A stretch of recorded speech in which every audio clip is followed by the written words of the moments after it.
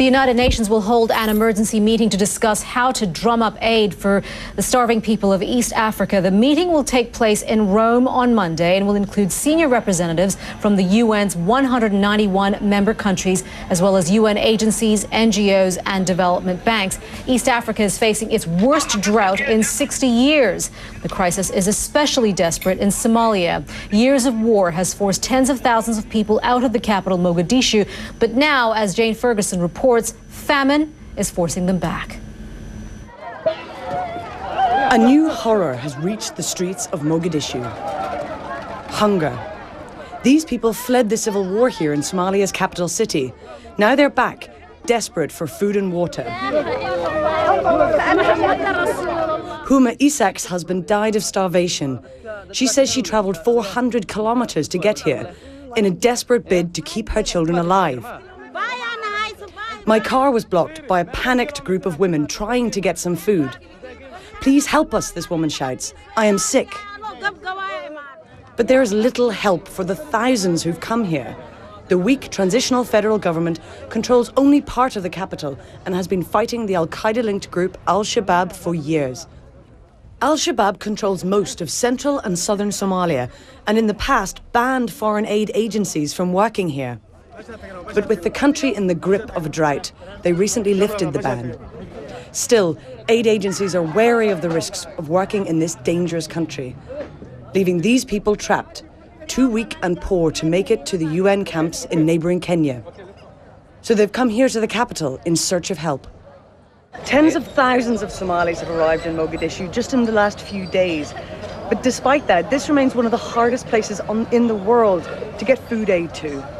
This is a very dangerous country. As a foreign reporter, I could only be on the streets for a few moments at a time before driving away, as the threat of kidnapping is very real. The Saudi-based Organization of Islamic Cooperation, the OIC, hopes to persuade more aid agencies to come in under their umbrella. Al-Shabaab is more willing to allow Islamic charities to distribute aid in their areas. A delegation from the OIC visited Mogadishu on Wednesday to bring food and discuss bridging the aid gap. The UN says this war-torn country needs an extra 300 million in the next 2 months, and the president made this plea. The situation is very severe and the conditions are very harsh. We are requesting that the international community assist the Somalis, those within Somalia and the borders. We urgently request quick help. But for many Somalis, aid may come too late, especially for starving children. Amina is 6 months old and suffering from severe malnutrition. Next to her is Bakr, a 2-year-old boy too weak to stand. And the queue grows longer every day as the desperate come to the capital in search of help. Jane Ferguson for CNN, Mogadishu, Somalia. Well, Jane talked about Al-Shabaab in her piece. Here's more information about the group. They are a radical Islamic militant group inside Somalia, believed to number several thousand fighters with ties to Al-Qaeda. They control much of the southern and central regions of the country, including some parts of the capital, Mogadishu. And they have been waging an insurgency against Somalia's government since 2006. Al-Shabaab means youth in Arabic. The group has recruited hundreds of young fighters from around the world, and they've also engaged in forced recruitment within Somalia. Mark Bowden is the UN's humanitarian coordinator for Somalia. He spoke to CNN earlier from Kenya and described the limitations Al-Shabaab placed on aid distribution.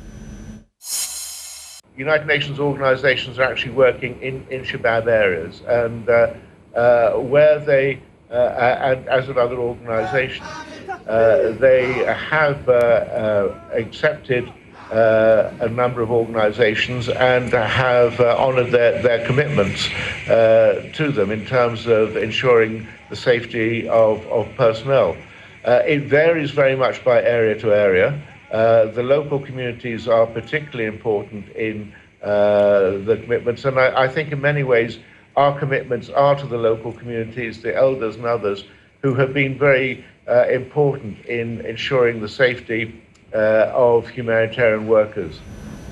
Well, as the crisis continues, organizations are mobilizing, and there are ways that you can help. On our website, we list various aid groups and links to their websites to make it easier for you to donate. We want to take you through some of them and what they are actually doing.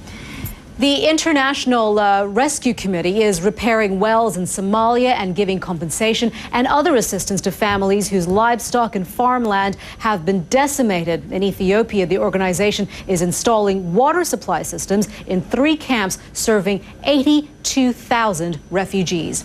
Then the UN's World Food Program has plans to airlift high-energy biscuits and supplementary foods for children and pregnant or nursing mothers into southern Somalia. Another group known as Shelter Box has response teams in Ethiopia and Kenya. They are providing tents and essential supplies to many of the displaced people. On their website, you can click and see the equipment in its supply boxes. There are 10 aid agencies, organizations on our impact page. Just click a name to the link and to their website to make a donation, and also to find out how you can help. It's all at cnn.com/impact.